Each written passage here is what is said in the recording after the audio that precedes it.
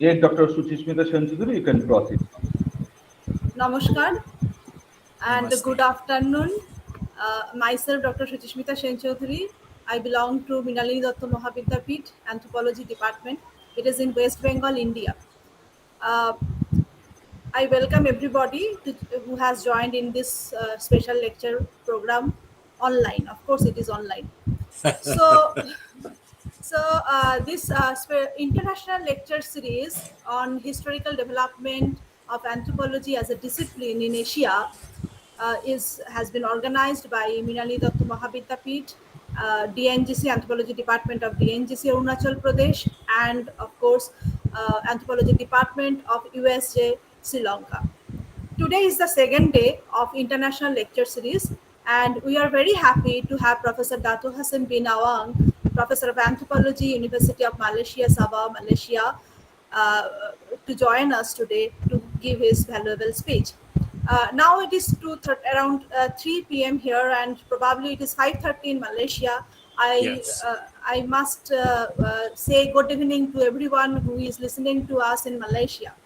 Uh, we are not actually very much familiar with the history and development of anthropology in Malaysia, but anthropological works in Malay reminds us works of Sir Raymond Fard, who has been associated with the fishermen of Malay, and his focus was on social organization of the fishermen of Malay people. Anyway, we will know much. We think we will get to know about this history and development of anthropology in Malaysia from Professor. But before that, I would like to request Dr. Shuman Chakraborty to deliver his welcome address. Shuman. Thank you, Dr. Suchishmita Shanchuduri, one of the enthusiastic person in our team. Now I have to give the welcome address and as well as to admit the audience who are trying to join throughout the different parts of the world, specifically in the Asian country. So, first of all, good afternoon and good evening to all of you, specifically those who are joined the different corners from India and specifically from Asian countries. Today is the second day of our international lecture series on historical development of anthropology as a discipline in Asia. So in the first day, we welcomed all our audience, and we hope that in every lecture they are joining and they are getting their knowledge and interacting with our esteemed guest. So in that particular tune, today we have Professor Hashim bin Awang, Dato Hashim bin Awang. He is a professor of the anthropology, University of Malaysia, Sabah, Malaysia. So I welcome Professor Hashim Awang in this platform for his kind acceptance to deliver the lecture based on the historical development of anthropology in Malaysian context. Apart from the Professor Hashim Awang, there is another professor, Professor Eunita Mintaro from Indonesia. She also joined to our today's lecture, and I also welcome Professor Eunita Mintaro for this particular meeting. I welcome all the persons who have the audience from different corners of India, the teachers and the teacher scholars, and also the students, specifically for those who are organizing this kind of special lecture. The main motto behind this organizing this lecture series, that is international lecture series on historical development, to disseminate this knowledge.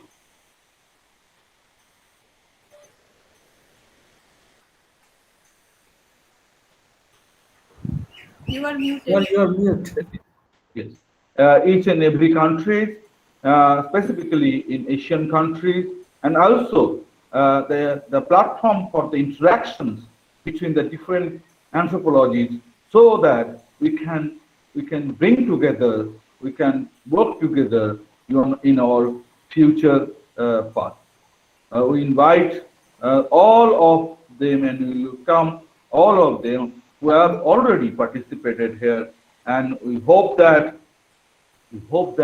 this seminar will get the great success. And that is for my end, and I would like to share this platform to Dr. Sujishmita Chanchudri. Thank you, Dr. Shuman Chakravarti. Now, I'm happy to introduce Professor Dato Hashim Awang before you. He has retired from University of Malaya Sabah in 2020, very recently. He was former director of Academy of Malay Studies and professor at University of Malaya, Kuala Lumpur. His area of research interest includes social cultural dimensions of Malay people. He is specialized in Malay studies. He has been associated with medical anthropology and anthropology of religion.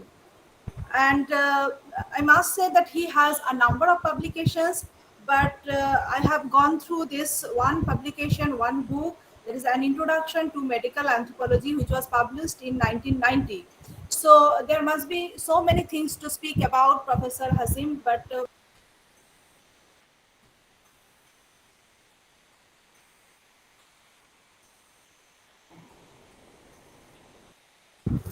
I think, yes, Professor Hashim Awang, you can start.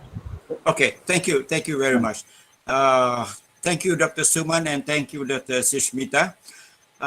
Before I start my talk, I think I wish to thank the organizing committee for inviting me to give a lecture on the historical development of anthropology as a discipline, especially in Malaysia.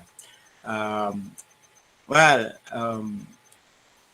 hope through this lecture, all the attendees will learn something or knew something about what's happening to anthropology in Malaysia. And I was very sad to hear from Dr. Suman that the Department of Anthropology and Sociology of University of Malaya, my former university, has turned into a social psychology department. I think the last one who left was Dr. Julie Ido. He was an orang asli dari Aborigine tribe, orang asli. I think the only or the first one to get PhD in anthropology from Australian ANU, if I'm not mistaken. He was my old friend. Yeah. Anyway, thank you again, and I'll show my slides, I think.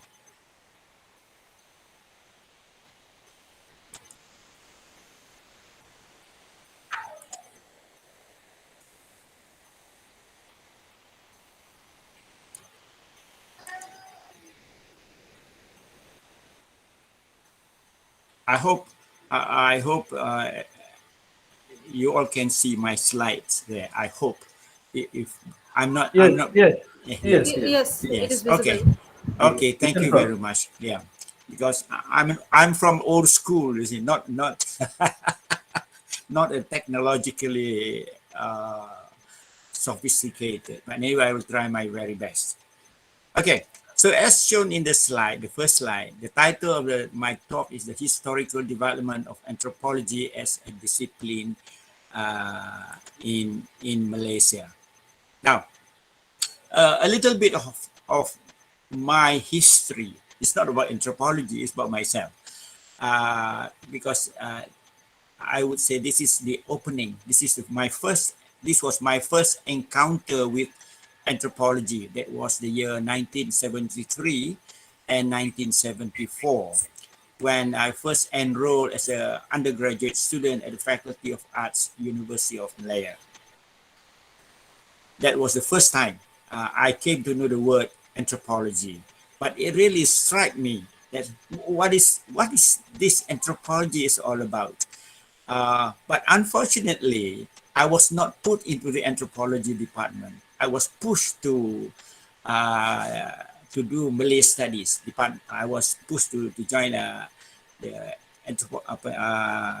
a student at the Department of Malay Studies, where I was not only I enter as a undergraduate student, but finally I worked there, and it took me about, I was attached to that department about almost 30 years. I thought I would be there for maybe a few years, but it lasted for 30 years. But that is the first time when I came across what is anthropology.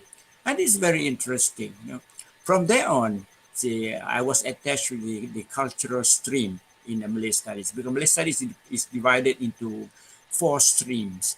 One is the linguistics, the other is culture, the third one is literature, and the fourth one is a combination of literature and the linguistics. Usually the linguistics and the literature section is usually for teachers. For those who want to join to become teachers later, usually they will pick linguistics or literature or both as their specialty. So from there, that's the journey. My journey starts from the Malay Studies department as a young anthropologist, and I left the university in 2007, 2006 or something, that I forgot. It was a long way ago. But this is a brief.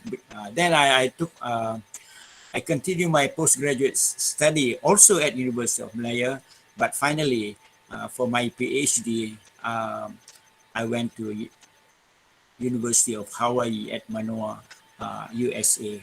And if I'm not mistaken, I belong to the few anthropologists who are educated, who had a PhD from American university. So that's a brief info about me as an anthropologist. But let us look at the history of anthropology in the context of Malaysian, in the context of Malaysia.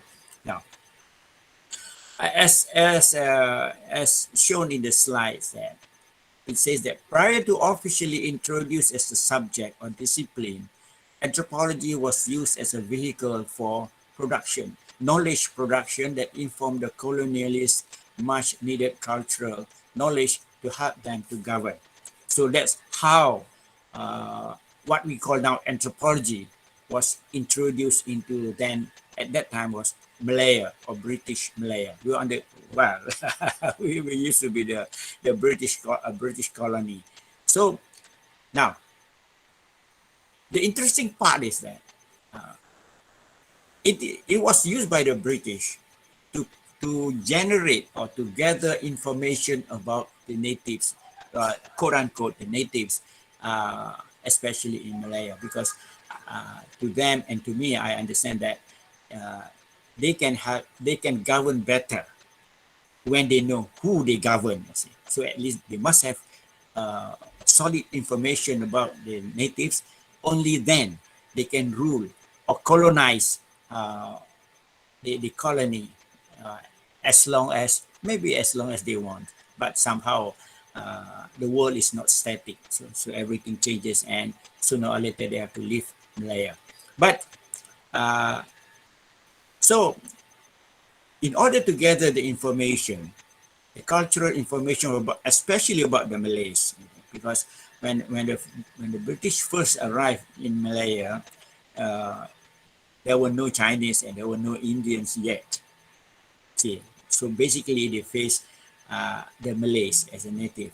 But after that, when they start bringing in laborers from China and from India, then the Indian and the Chinese community grew, and well, they stayed in Malaya, becomes part of Malaya. So now to collect the information, so the best way is to have a special council or special organization. That's why the British in 1823 they established Royal Society of Great Britain and Oh, so it's not island. Actually, Iceland is island. Ireland. Wow, it's a wrong typing. Now, this the Royal Great Society of Great Britain and Ireland was established in 1823. Now, this society was used as the main vehicle for social science research to enrich colonial knowledge about Malaya and its inhabitants. Okay? And it has a branch. It has a branch in the Strait Settlement of Malaya and Borneo that was established in 1878. Later, and it was actually it had a branch in the Strait Settlement of Malaya and Borneo and run by the British East India Company from Kolkata. Then the Straits branch of Royal Asiatic Society had a journal. So they have a journal that is known as Straits branch of Royal Asiatic Society. That is in short form JSBRAS, which later it was changed, renamed into Journal of Malayan Branch, Journal of Malayan Branch, Royal Asiatic Society, and later, after the independence in 1964, they changed it into Journal of Malaysian Branch, Royal Asiatic Society. And until today, this Royal Jambras and Mambras still publish. They have 2 issues every year. They produce a journal. Mambra, besides that, they also publish several monographs about Malaysia, actually. So that's the I would say the instrument how they establish themselves and collect data about what I would say cultural knowledge about the Malays. Okay. Now, the role of this society is later on. The role of this British anthropologists were used to train local anthropologists. I will come back to that later. Okay. Now, this society publish a lot of materials that concerning the history, geography, literature, language, culture, community studies, botany, and zoology about Malaya at that particular time.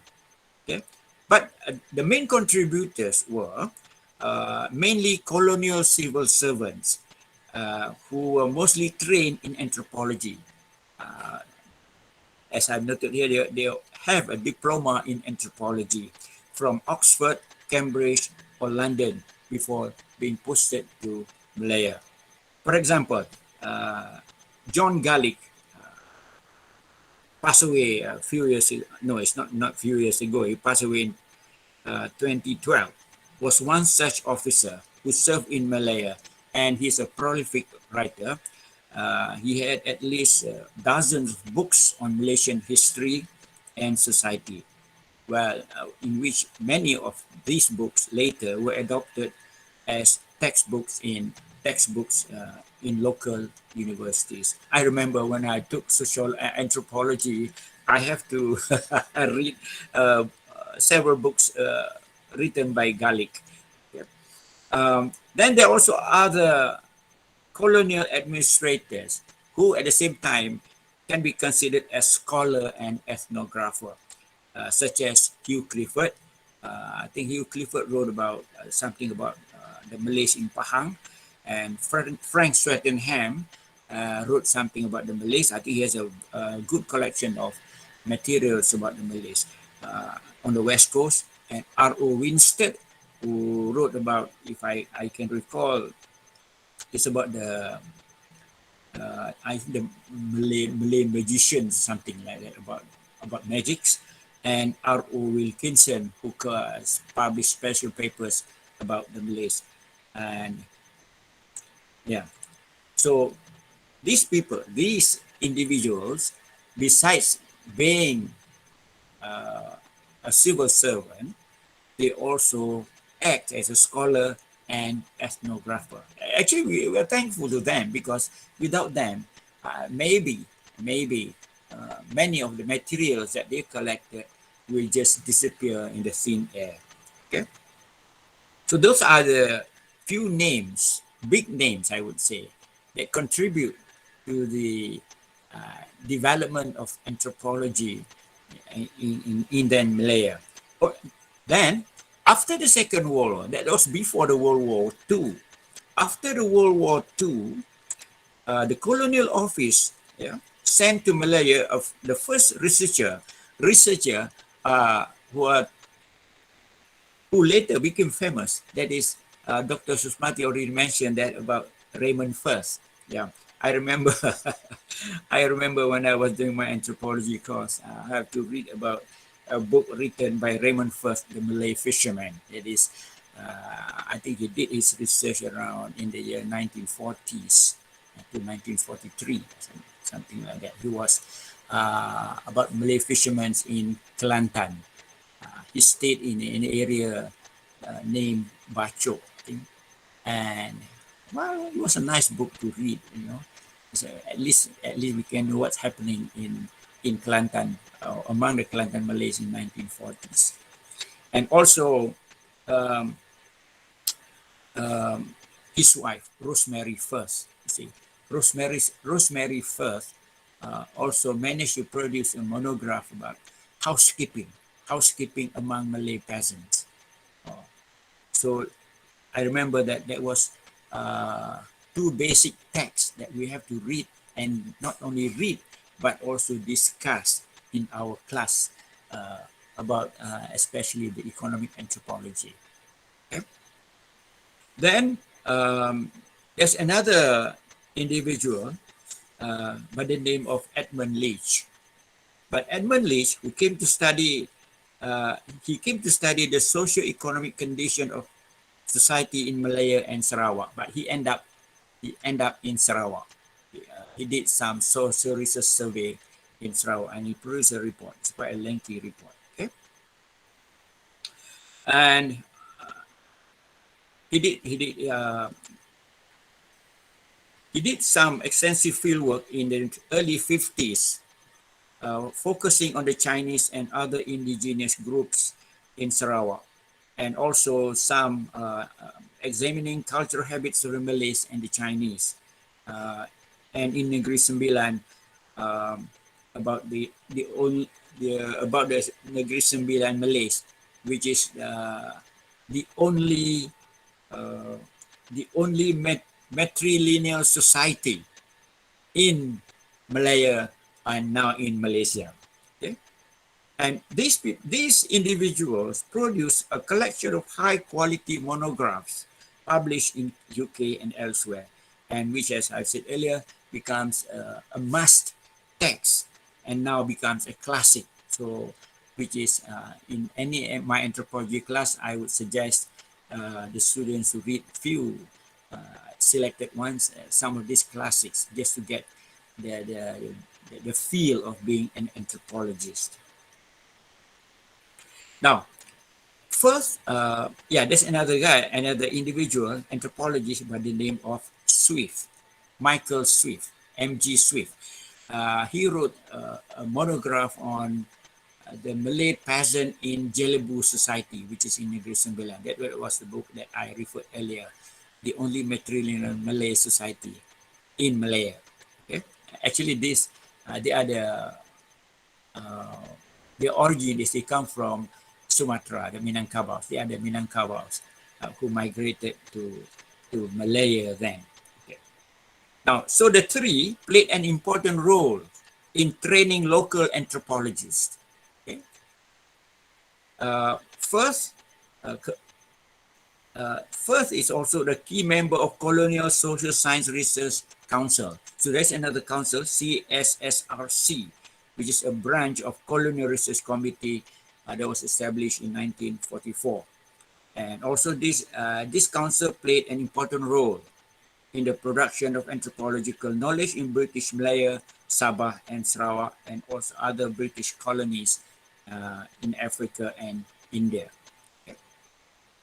Now, so back to Edmund Leach, as I've noted earlier, that he did a general survey for Sarawak in order to suggest what research needs to be done to provide data for the government and to gauge the local response to whatever development proposed by the colonial power, the crown colony at that particular time. So also similarly, Firth and his wife continue to do anthropological research in Malaya at that particular time. But so during that time, so there are various monographs which I consider to be classics now.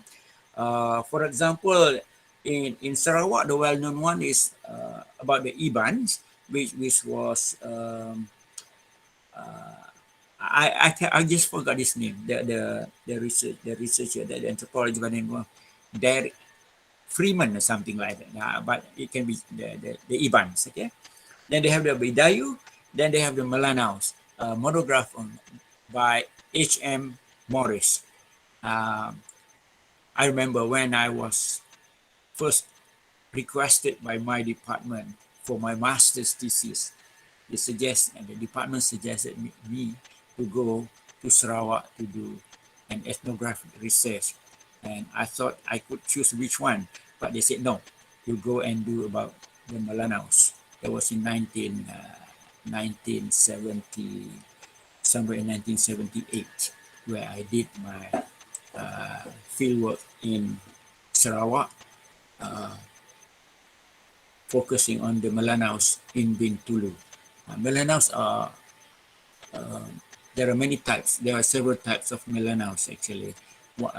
Based on on religion, there are Muslim, there are Christians, and there are also some of them pagans. And I stayed there for 1 year for my master's. Finally, it's a very interesting community to stay. Their settlement is they are coastal people, while inland they are the Ibans and also the Sea Dayaks, or which is equivalent to Bidayu. Then also the Malays of Sarawak by Tom Harrison. Tom Harrison wrote a lengthy ethnography about the Malays of Sarawak, and also I can recall there's another anthropologist who wrote about the Chinese in Sarawak. But all are non-local scholars.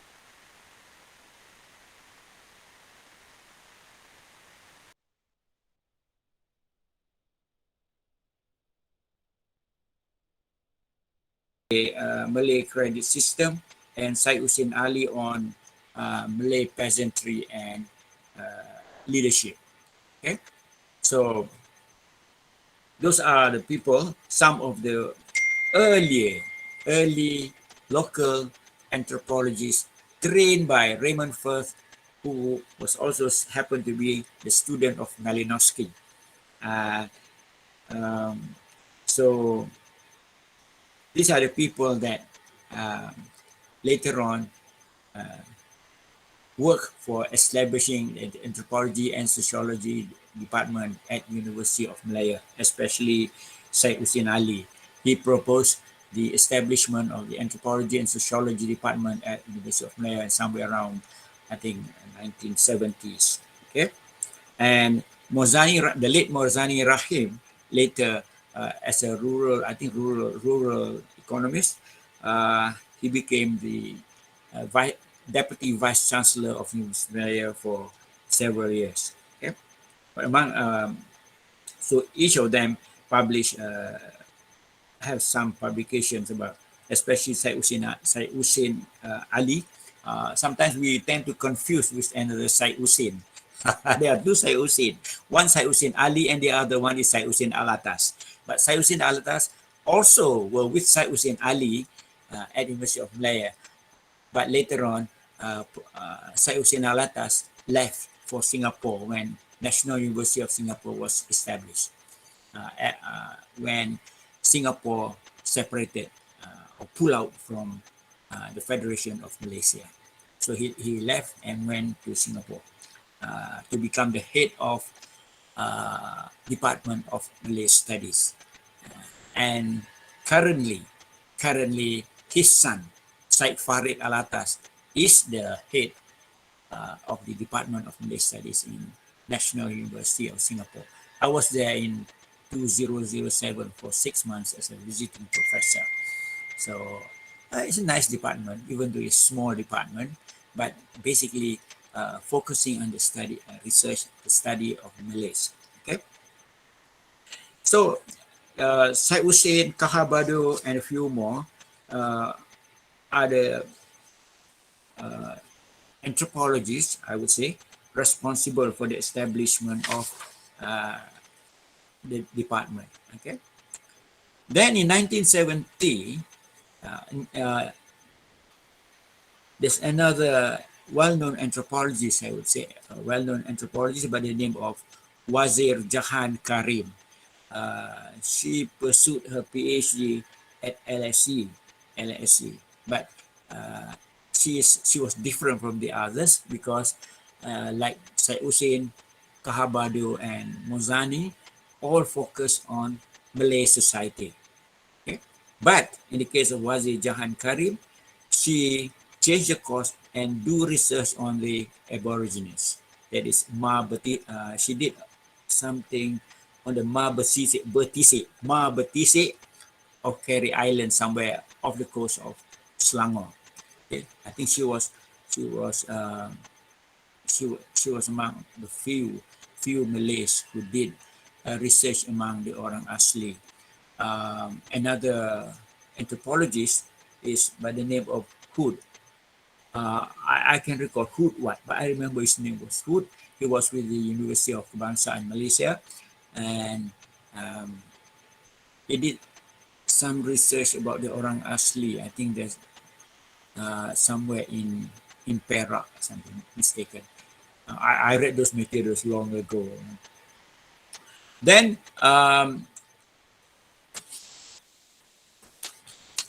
the interesting part of it, when in 1973 or 74, University of Malaya or Anthropology Department, Anthropology and Sociology Department was established at University of Malaya.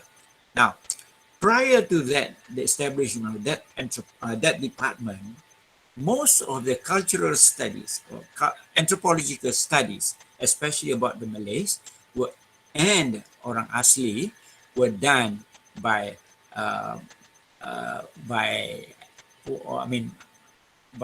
the lecturers at the Malay Studies Department. And we also have one section about the Orang Asli.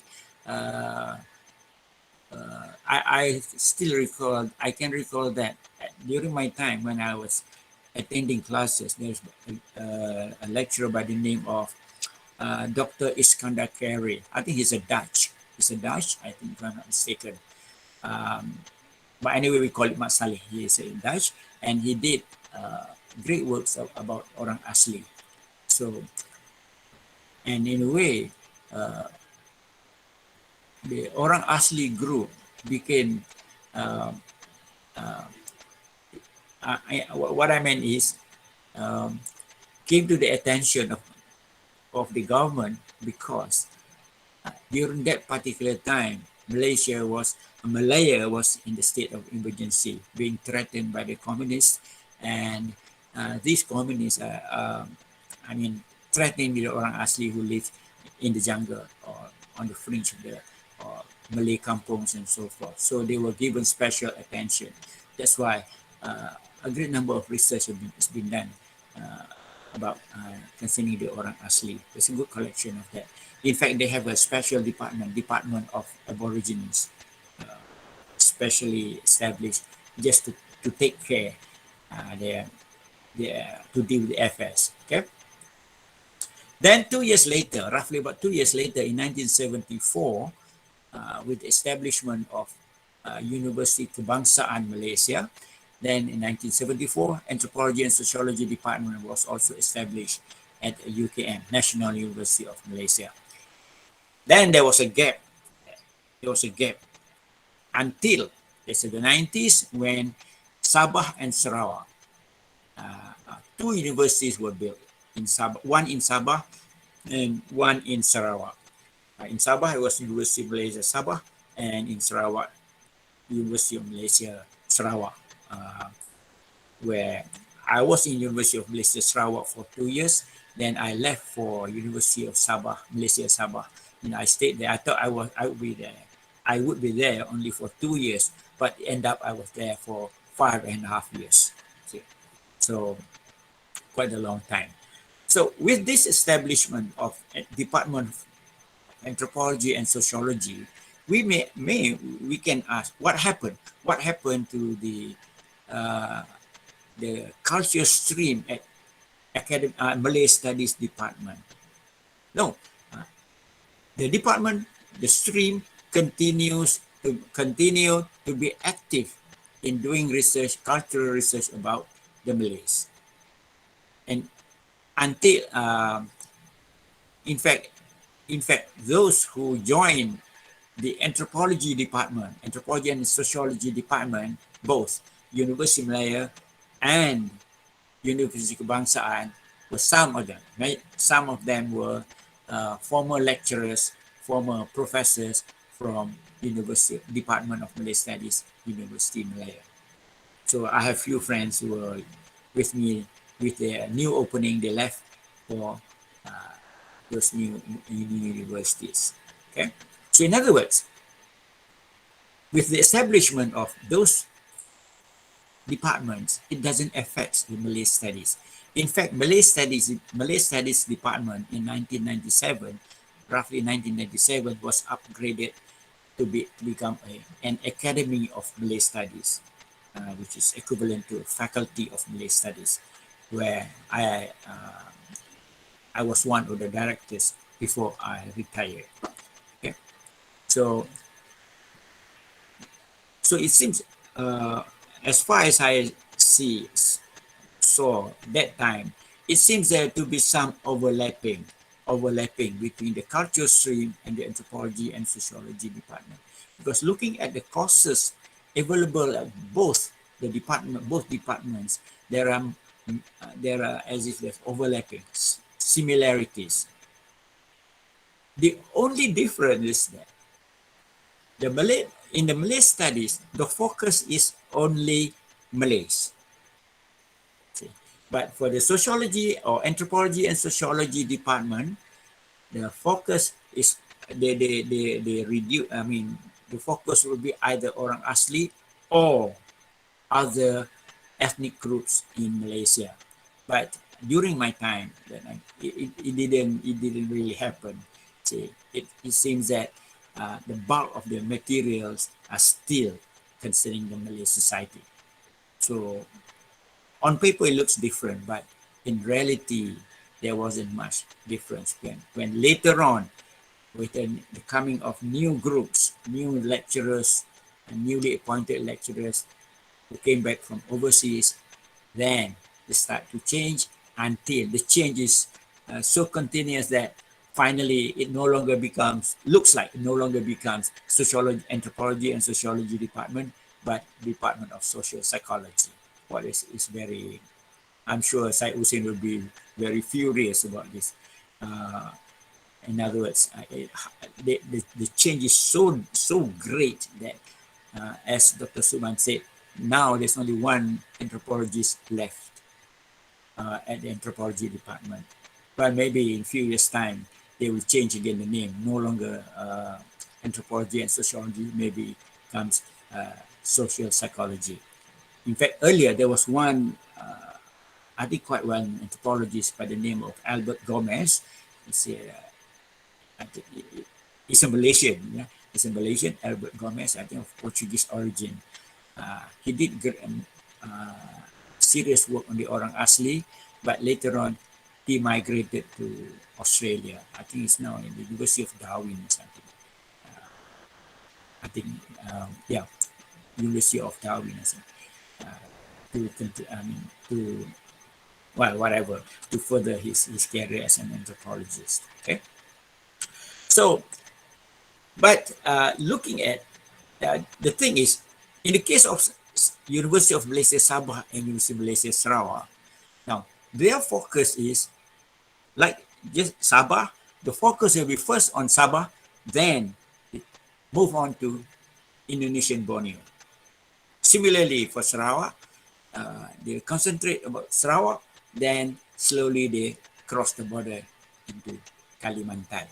So, but for those two I would say Sabah and Sarawak, there uh, there are limitless anthropological research that can be done. When I was in Sarawak, I said, "Oh my God!" Because but I'm at the end of my career. I said, so we suggest younger anthropologists to go inland, and because there are still many ethnic groups that need to be studied before real development comes in, and they will just disappear. Even in fact, some of the ethnic groups, their numbers is getting lesser and lesser.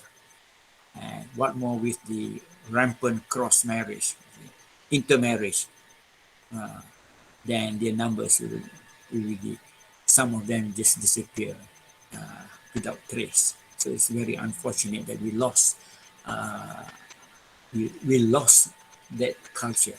Okay, so that's that's how the establishment of now, as shown in my slides here, I see there May 13, 1969 is a national tragedy.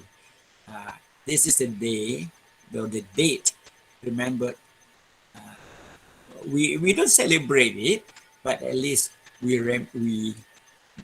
every year we were reminded directly or indirectly, May 13th. This is a national tragedy where the incident of race riot that became the catalyst for various social engineering process. Now, the riot, race riot, is actually between the Chinese, Indians, and Malays. And all the three fight among each other, killing each other. It was really sad because of, I would say, dissatisfaction. While each community has their own dissatisfaction, their wishes that need to be fulfilled. So as a result of, I don't know, there are official record about it, but well, I won't say anything about it, about those why it happened, but there was dissatisfaction among the ethnic groups, various ethnic groups in Malaysia, especially the Malays, because they felt they were left behind.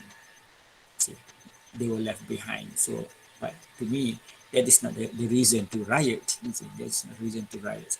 But well, there are always in any society those people who really like to see anarchy and so forth and so forth. But anyway, because of that tragedy, there was major social engineering process.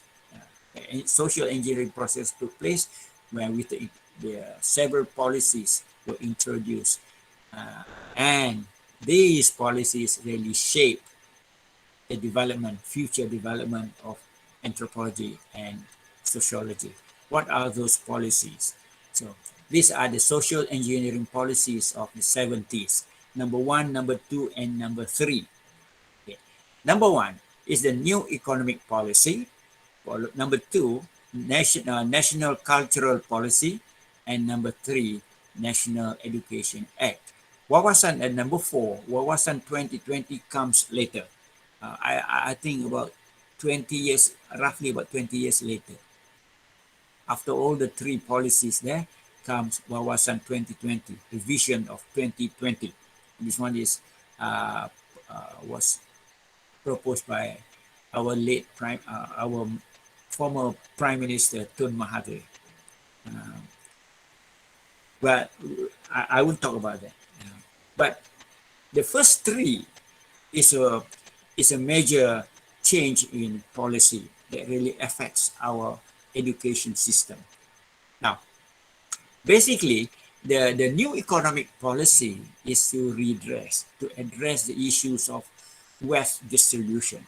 See, wealth distribution. It seems that the nation's wealth is not, I wouldn't say equally distributed, but there was some uh, some unfairness in the sense that to the group where poverty is very high, poverty rate is very high, especially among the Malays and also among the Indians.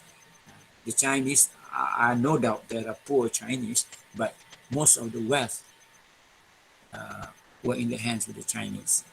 So there was some dissatisfaction there. So they have come up with a new economic policy to address the issue, especially poverty. So the policy lasted for quite a long time until it began with the second Malaysia plan, that is 1971 to 1975, and lasted until the fifth Malaysia plan, that is 1986 to 1990. It ended in 1990, which I read the three main objectives here: to achieve national unity, harmony, and integrity through socio-economic restructuring of the society. Second, to minimize the level of poverty in the country, poverty eradication. So, and there's the two policies there. The NEP was conceived as two-pronged strategy for eradicating poverty for all Malaysians, as well as reducing and subsequently eliminating identification of race by economic function and geographical location. Now, there's no point blaming the British, the colonials, but that was what happened, what exists during the colonial time.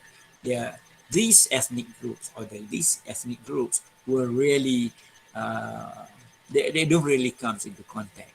They have special places. If you're in KL, for example, if you are in KL, if you go to brickfields, then you will see the Indians. If you go to Kapong, you will see the Chinese. If you go to Kampung Baru, then you see the Malays. So they are really, walaupun they are close together, but they are separated. And before that, and also they go to different schools. The Indians go to the Tamil school, the Chinese go to the Chinese school, and the Malays go to the Malay school. So in fact, they don't grow up together, but they grow up separately with different experience. And just imagine when they come together with all this havoc. So with the new economic policy and the National Education Act, they try to merge them together, having the same school, going to the same school, especially from the secondary school, what we call Form 1 upwards. But as from Standard 1 to Standard 6, everybody has a choice. The Chinese had a choice to go to the Chinese school, the Indians had a choice to go to Tamil school, and the Malays go to the Malay school. But we tried with the new education policy, where there's the merging of that, where the language of instruction is no longer English, but it is Bahasa Malaysia. No doubt this will raise some resentment among certain groups and so forth. But what has to be done has to be done. Okay? Then about 20 years later, comes I'm skipping the National Cultural Policy. So because of that separation, see, every community as if living on their own. See. So through the National Culture Policy, we try to create what we call Malaysian culture. But don't ask me what is Malaysian culture, because until today it's really different. Okay, but the basis for that, for the national culture, is the indigenous culture is the foundation, where the other suitable elements from other cultures will be incorporated into what we call national culture. Whether it is successful or not uh, is difficult to say. Okay, it's difficult to say. Then comes Vision 2020, which is Malaysian ideal introduced by the 4th and the 7th Prime Minister of Malaysia, Mahathir Mohamad. Okay, now the vision calls, according to the visions, there are nine strategic challenges that need to be addressed. I just go briefly. First, establishing a united Malaysian nation. Second, creating a psychologically liberated, secure and developed Malaysian society. Fostering developing mature society, democratic society. Establishing a fully moral and ethical society. A mature, liberal and tolerant society. A scientific and progressive society. Establishing a fully caring society, and so forth and so forth. Those are the ideas. So with these policies, you see that we see what happened to the development of anthropology, and also the topics for anthropological research. Okay, now no doubt it affects, but unfortunately, because of the new economic policy, there is some confusion here that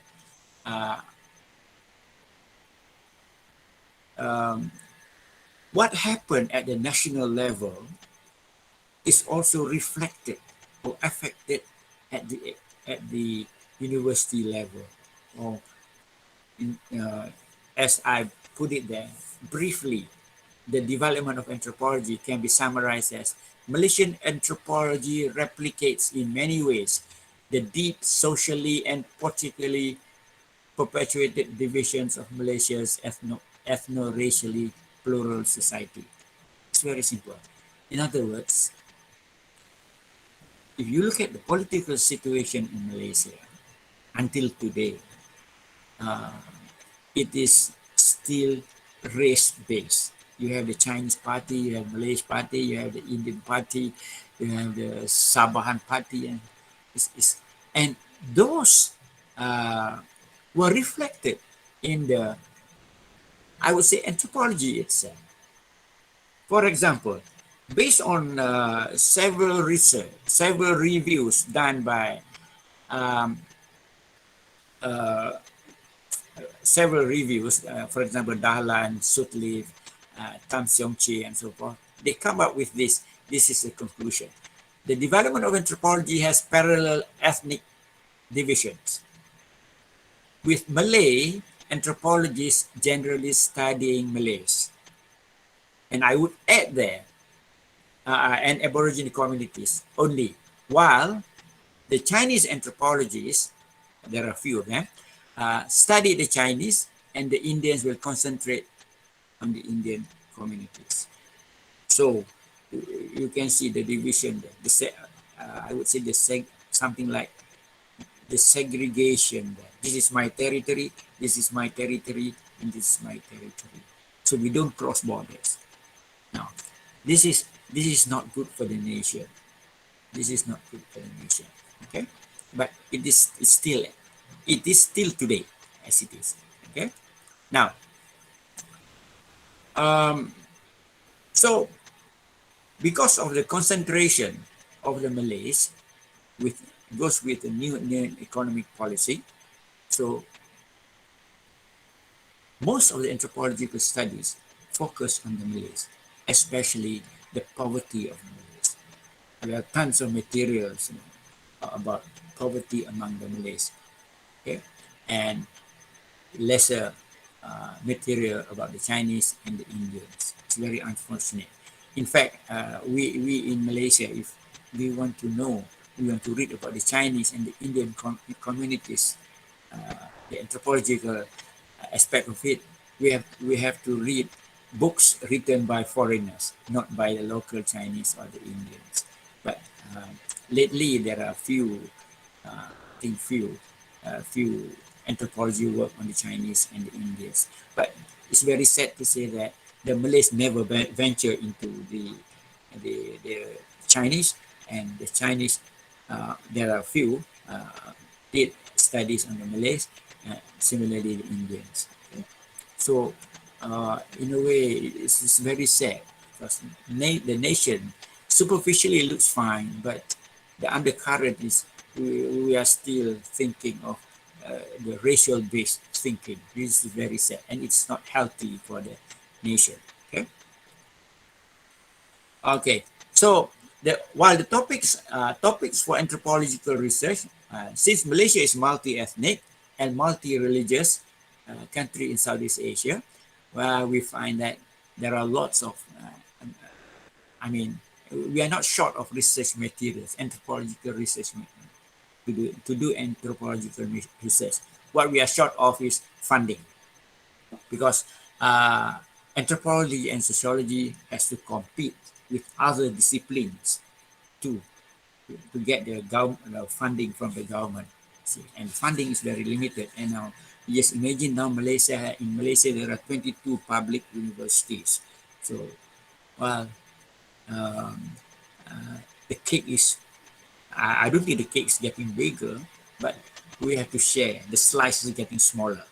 So, doing research, you need money to get a good research. Okay. Secondly, these changing social and political conditions.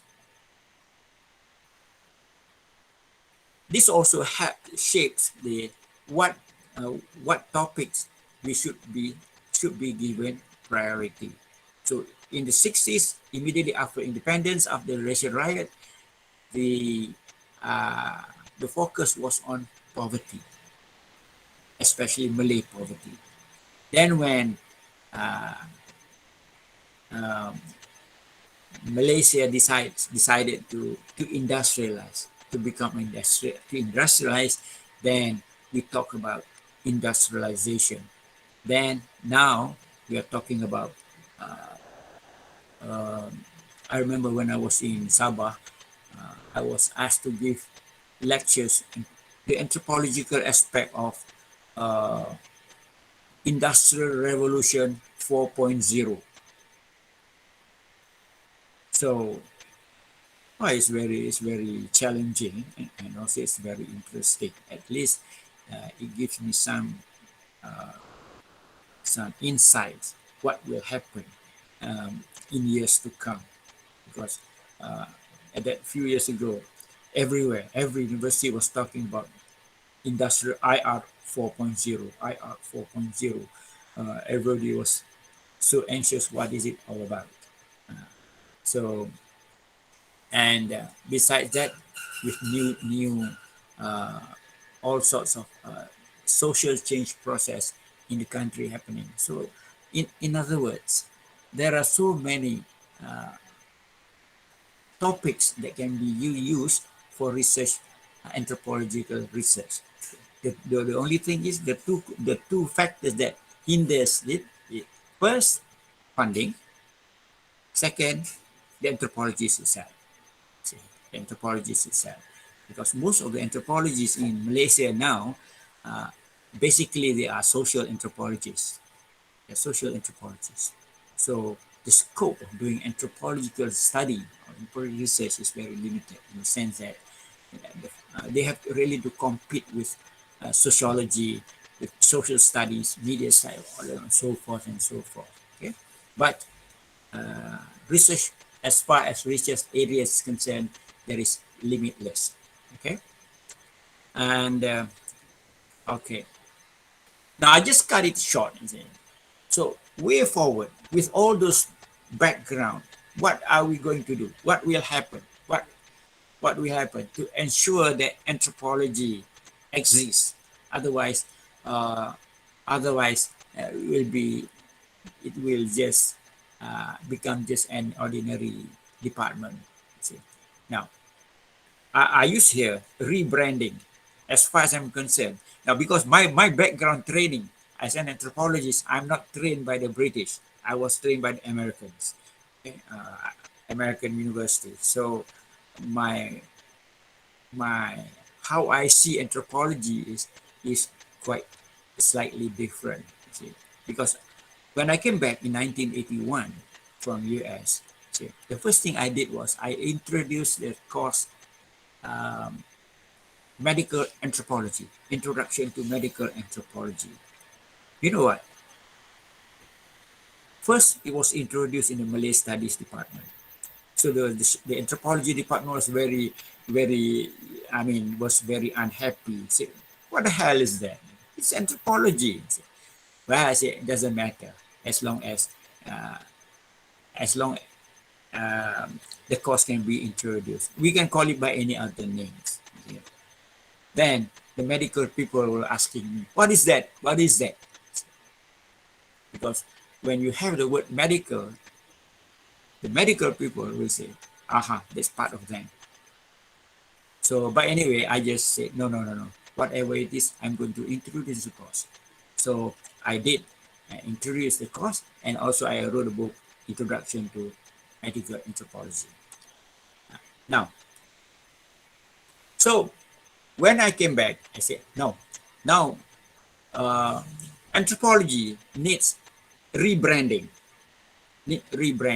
See, as I've said, there is rebrand is a process of changing the corporate image of an organization. Now, I remember when students used to say that, always ask me, why should I join anthropology department? After all, the anthropology department is focused on studying the Aborigines. What use of it to us? No, I said no. That's only part of it. We should remember that that's only part of it. There are other aspects of anthropology. But all in all, it goes back to social anthropology. So I said, no, we have to change that. So that's why I said, we have to rebrand anthropology. Let's open to anthropology, the horizon. So when you want to rebrand, you have to change the name, you have the symbol, or the symbol used, and there are many things. Now, so in other words, we have to recreate the identity of anthropology. Now, we should remember that earlier, anthropology in Malaysia has been ethnicalized. In other words, you have something like Malay anthropology, you have Chinese anthropology, then you have Indian anthropology, and you go back to Sabah, Sarawak, then you have the Iban anthropology, you have the Kadazan anthropology. I think this is really, we are not building bridges, but we are building walls among anthropologists. This is not very helpful. If this goes on, then anthropology will just fade away. See. Besides that,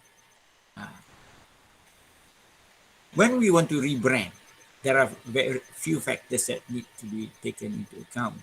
First, Malaysian anthropology is heavily influenced by the British and the Australian anthropology. Until now, I don't think, not to say that we have to skip the British and the Australian, but we have to open new doors so that we are exposed to new theories, new approaches to understand human and culture diversity.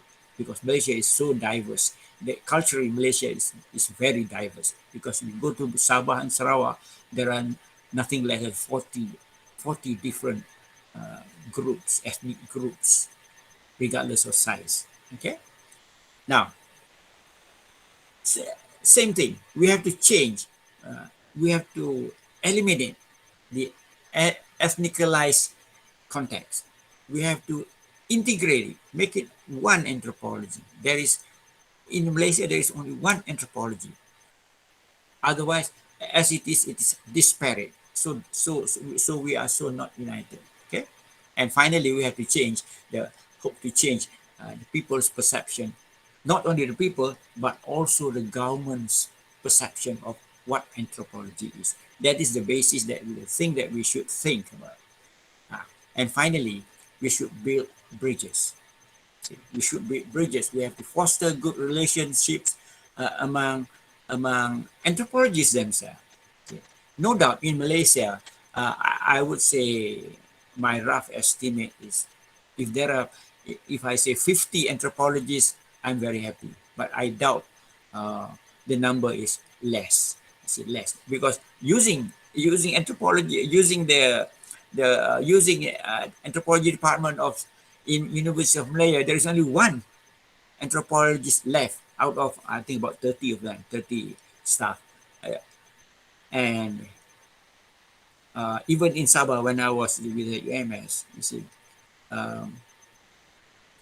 many of them are social anthropologists, and they call it, even the department, they name it social anthropology and social anthropology and sociology. I tried to change. I said, no, we drop the word social, make it anthropology and sociology. They refused. They said, I mean, they said, oh, no, it's all sorts of reasons.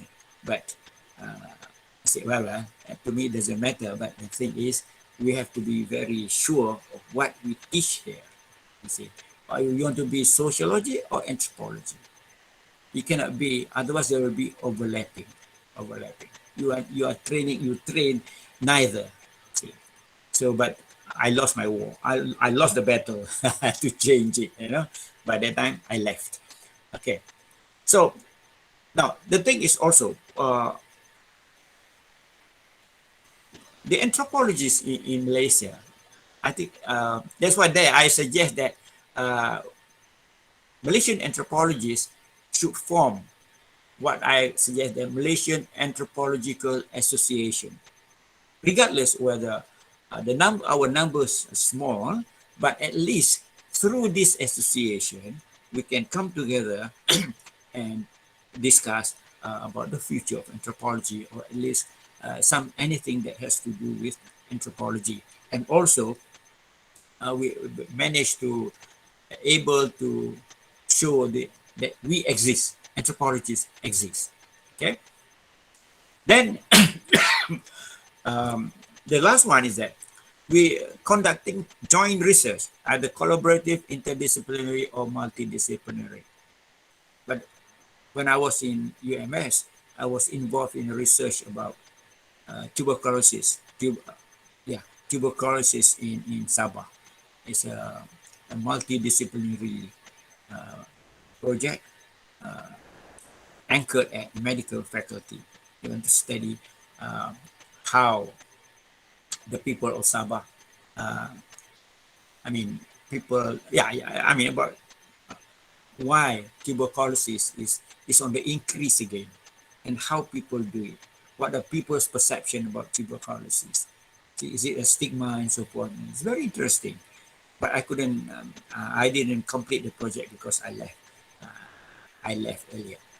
So, and lastly, I would like to remind the anthropologists in Malaysia, especially, we are living in a very competitive world. So we have to build bridges. We have to join hands, not only we among anthropologists, but also we have to work together with others from other disciplines. Now is the time of something like interdisciplinary and multiple disciplinary approach. See, no single problem can be single-handed. See, we have to work together. Just like look at what's happening to COVID-19. See,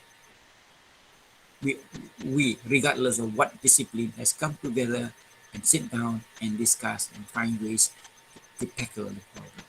See, that's so I end my talk here. Okay, thank you very much for listening. Thanks. Thank you so much, sir. Oh, welcome. This is very enlightening talk. Yeah. get to know many things about Malayan history of anthropology in Malaysia. Okay. Now the platform is open for discussion. Sure. I think there must be some questions regarding your talk. Oh, sure. So, No problem. Okay. questions or any comment, people can also write in the chat box so that I can communicate with sir. Just. But sir, I was wondering, I want to know something regarding the Iban people. You have clubbed Iban people with Malayan people and kept Orang Asli separately. Is there any different categories for Iban people and Orang Asli people? Are they kept dealt Uh, separately? yeah. Now, actually, they are different. Iban, we cannot consider them as aborigines.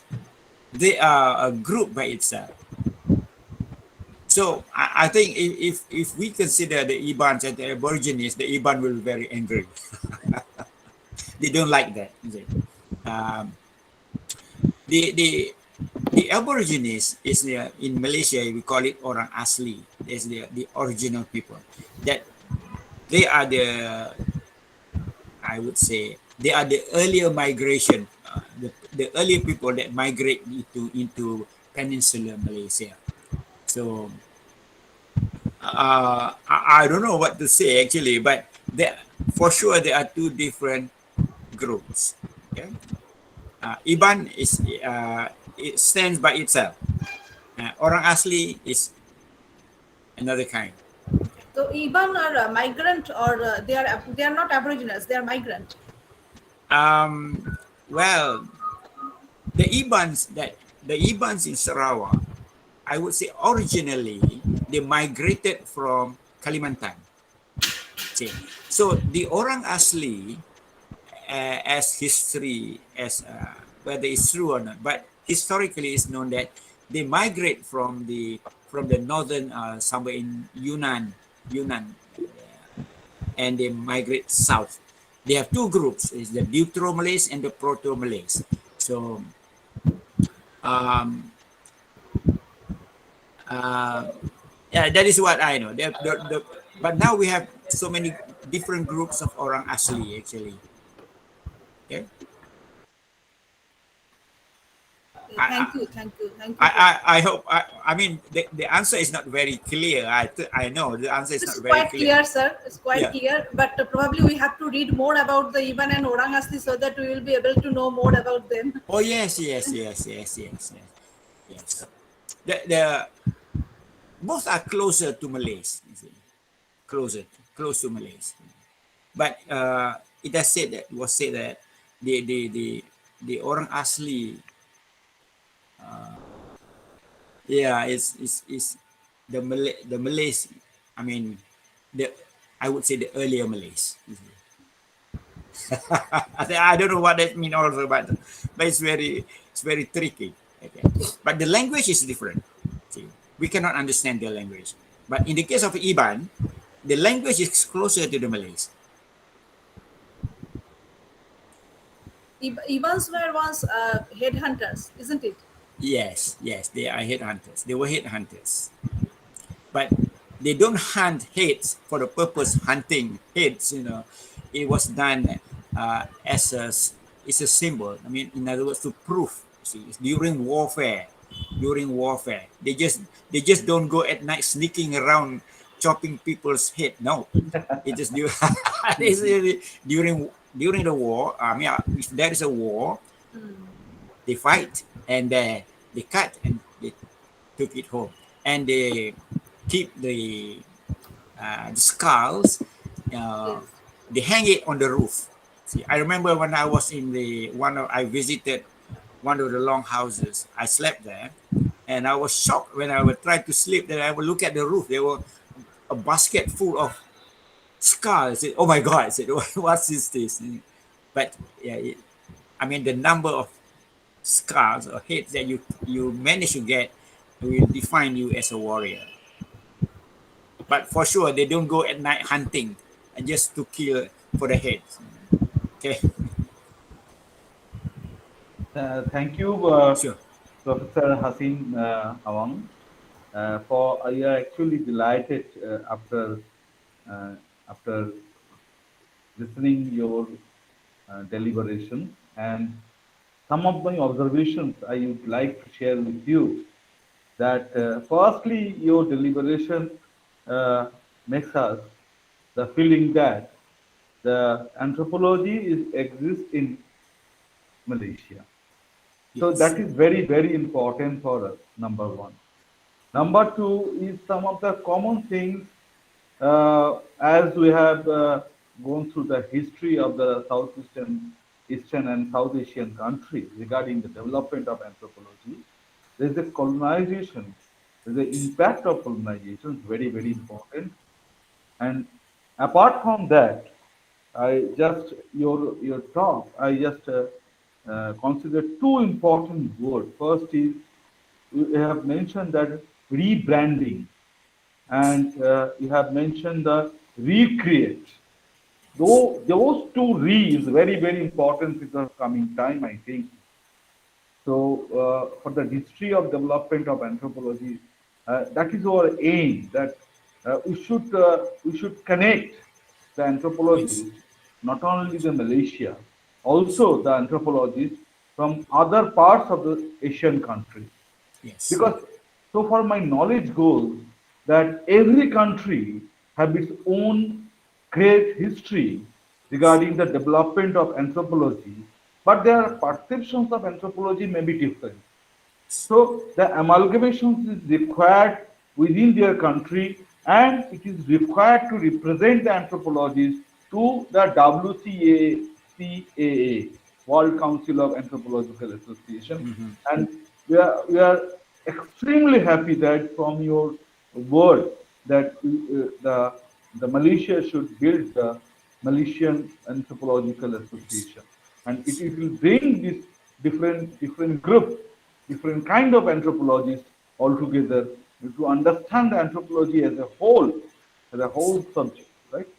Now, my question, some of the question is that I was wondering that Orang Asli population, because we are as a student of anthropology, we are specifically trained to handle the indigenous population. Now, thing is that the Orang Asli, how many groups are in the group of Orang Asli? Is there any, like in our India, we have the scheduled tribes, right? The scheduled tribal groups. Uh, and as per the official record is concerned, there are more than 700 tribes and tribes according to the Ministry of Tribal Affairs annual report. So my question is that whether Orang Asli is treated as a group or within Orang Asli there are subgroups is also there. Yeah. So orang asli is, I would say, the main group, the group that covers all. It's an umbrella. But in the orang asli group, there are subgroups. I cannot say for sure how many, but I think it's more than. I just mentioned the names. Okay? For example, I did mention earlier a research done by Wazir Jahan Karim. It's at Basise. That's one is in Selangor. And there is one another group done, a research group done by an Australian, Peter Lay, and I think that is Semelai. Then you have the Mahmari, then you have the Tamir, then you have the Jahid, then you have I think you have the Sakais. So I think easily 7 to 8 subgroups. Then you have the Orang Laut in the southern Johor. So I would say roughly 7 to 8 subgroups of Orang Asli. Okay. So my next question is, in Indian communities in Malaysia, Yes. which part of the Indian actually the ethnic groups are much more concentrated in Malaysia? I but mostly many of them speak Tamil. Mostly most of them speak Tamil. See? Even there are Malayalam, the Sikhs, the Sindhis, there are many other groups. But Mm. I think most of them are from southern India, Yes. because all Indian schools using for Indians, they have the Tamil this is primary school, Tamil primary school. Mhm. So my Yes, guess is that, yes, yeah, yes. That means the population are basically from the southern India yeah, population, Southern India, right? yeah, Now, yeah, now thing is that for the audience, this is my kind information that in University of Malaya, there is a department known as Indian culture. yes, Department of Indian Studies, Indian Indian studies, Studies, right, yeah. right, right. Mhm. And most of the faculties from the Indian studies are from the Indian people who are going for the southern India. Yes, Yes. yes. Just to So, add that also at the University of Malaya there is also the Chinese Studies Department. okay, okay. Okay. Sir, which population is larger, Chinese population or Indian population is larger in Malaysia? The Chinese is larger, the second Chinese. largest. Is Okay, the okay. first is the Malays, the second Malaysia. Chinese, and the third is the Indians. Okay, okay.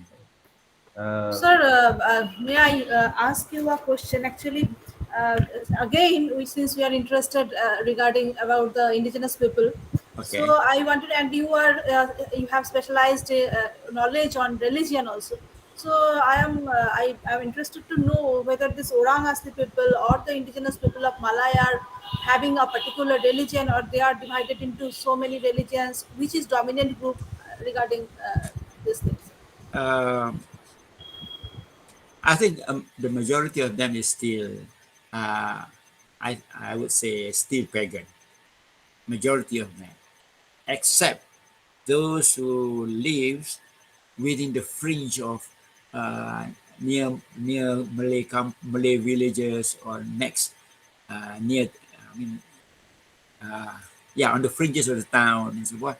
I think they are exposed to uh, either Islam or Christians.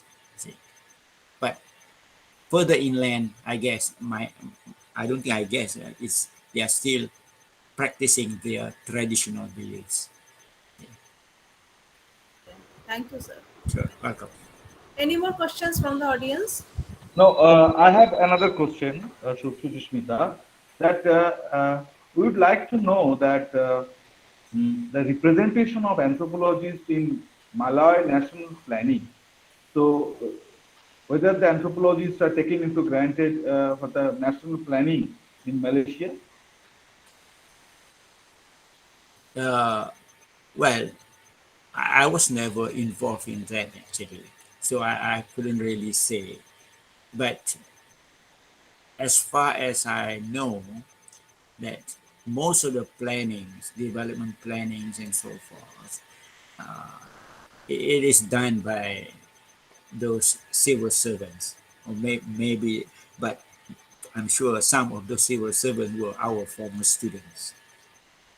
So maybe there's no direct representation, but indirect representation, I would say yes, because Hmm. because most most of the graduates, let's say the 70s and 80s, they were absorbed into the government services.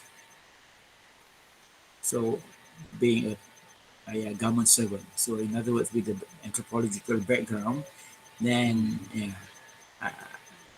yeah, I think somehow they can influence or at least say something about whatever development program uh, plan. So another question that is roaming in my mind that you know that as you are trained from the American anthropology, Yeah. and you know that anthropology has big four sub disciplines, that is Yes. physical anthropology, Yeah. social cultural anthropology, Yeah. linguistic and prehistoric archaeology. Yeah. Now, what is the constraints in Malaysian department to open up these four sub-disciplines? Well, uh, basically, the I would say the anthropologists, the senior anthropologists, they are still caught in the social anthropology British tradition. They are still within that. You know, it's difficult to change. Yeah. Okay. But slowly, it's opening up in the sense that um, because um, anthropology seems to be in every university there will be one or two anthropologists attached to certain departments. So slowly, I think it will open up. Okay. But the thing is also being trained with a British background. See, that's why when I first went to the United States to university, I have to take two basic courses. That's my first archaeology, second physical anthropology. See, why should I take that course? See, because that's your deficiencies. According to our system, you are deficient in those two. So I have to take and pass the exam. Okay. Then first, and secondly, uh, to introduce, for example, to introduce physical anthropology, you need people who really have background in, at least in physiology, human physiology, because I found that it was quite tough coming from a non-scientific science background, and you have to study physiology, even though it's not similar to the medical physiology, but it is physiology. But one good thing is that is many of our new students who join anthropology department, they were former science students. They come from the science stream. So it's our hope that they will be brave enough to venture. In other words, they do study culture, but at the same time goes into uh, um, the physical anthropology and so forth. Because, well, we, you can open up your job opportunities, you see, because once you do physical anthropology, you can do forensic science. Well, there are so many things. In other words, that was that was what I tried to do to expose our students. But when I first introduced medical anthropology course, you see, students refuse to take. Say, oh no, no, no. It's too difficult for us because it's medical.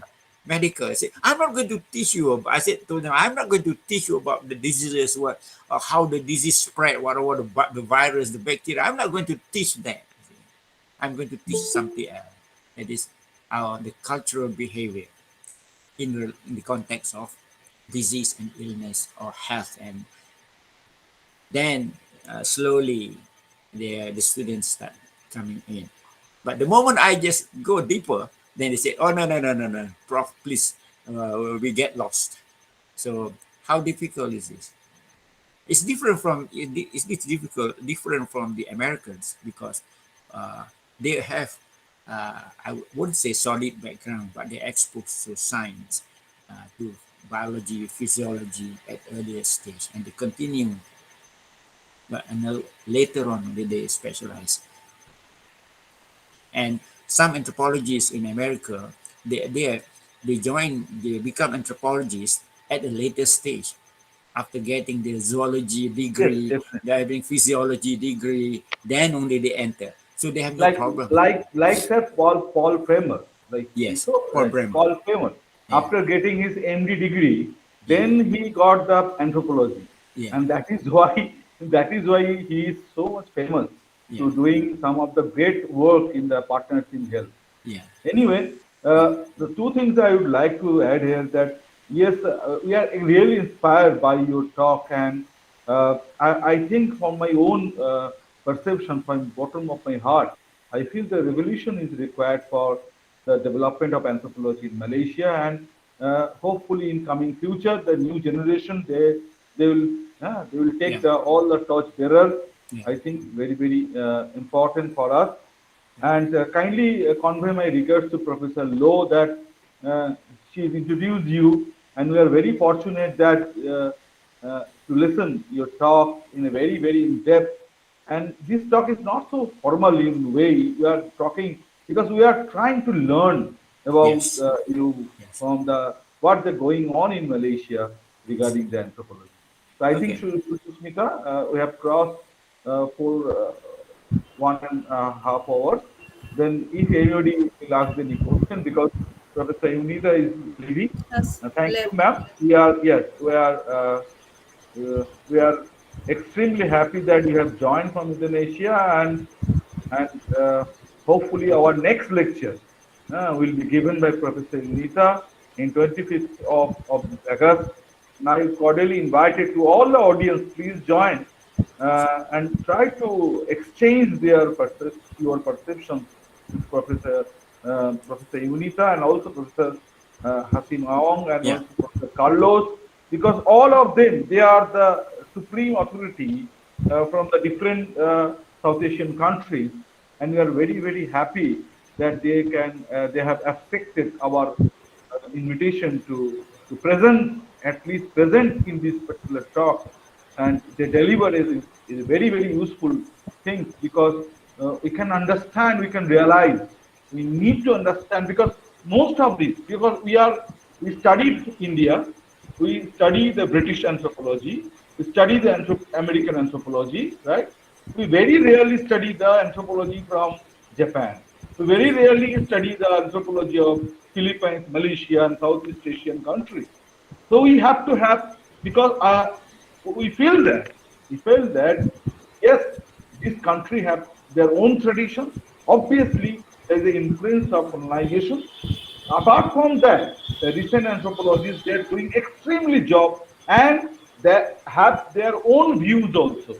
So Sure. in order to exchange the views, in order to disseminate their views, specifically the coming students, for motivating them to go in South Asia, go to the Southeast Asia and East Asia to study the people and exchange the knowledge. So that is our main motto.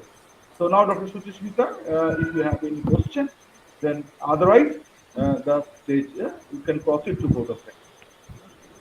Before handing over the platform to Gopi, Ms. Gopi Riba, I must say this thing that Professor Hasimang sir has mentioned that anthropology is becoming more and more interdisciplinary and multidisciplinary, and we hope to do some collaborative research in near future, sir.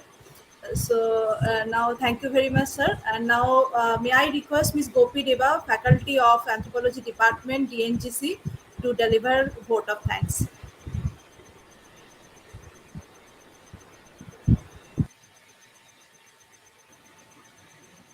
Okay, thank you, ma'am. So, a very good evening to one and all present here today.